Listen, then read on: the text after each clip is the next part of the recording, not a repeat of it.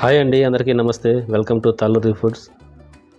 ఇవాళ special recipe గోధుమ రవ్వ లడ్డు. గోధుమ రవ్వతో చాలా వెరైటీస్ చేయొచ్చు.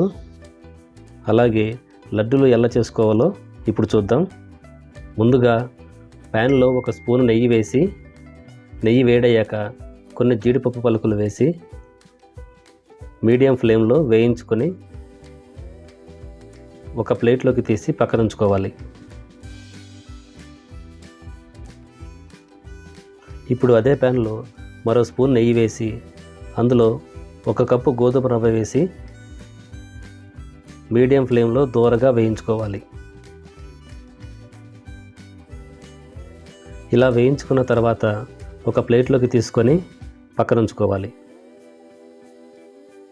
ఇప్పుడు ప్యాన్లో ఏ కప్పుతో మనం రవ్వ తీసుకున్నామో అదే కప్పుతోటి 3 కప్పులు నీళ్లు పోసుకోవాలి. నీళ్లు కాసేపు మరిగిన తర్వాత అందులో ఏదైనా మీకు నచ్చిన ఫుడ్ కలర్ వేసుకోవచ్చు. నేను ఇక్కడ ఎల్లో కలర్ వేస్తున్నాను.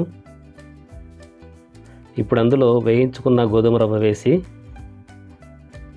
ఒకసారి కలిపి మూత పెట్టి ఒక 5 నిమిషాల పాటు ఉడికించుకోవాలి.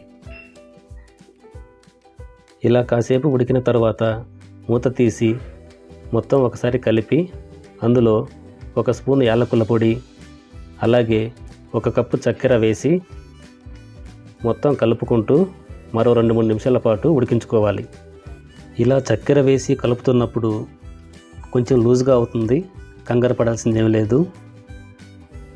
మరో 2-3 నిమిషాల్లో గట్టిపడిపోతుంది. ఇలా ఉడుకుతున్న రవ్వలో 2 స్పూన్లు నెయ్యి వేసి కలుపుకుంటూ ఉడికించుకోవాలి. ఇదే విధంగా మరో 2 సార్లు నెయ్యి వేసుకుంటూ మరో 5 నిమిషాల పాటు ఉడికించుకోవాలి. ఈ విధంగా నెయ్యి వేసి కలుపుతూ ఉడికిస్తున్నప్పుడు ప్యాన్ నుంచి సపరేట్ అవుతూ గట్టిపడుతుంది.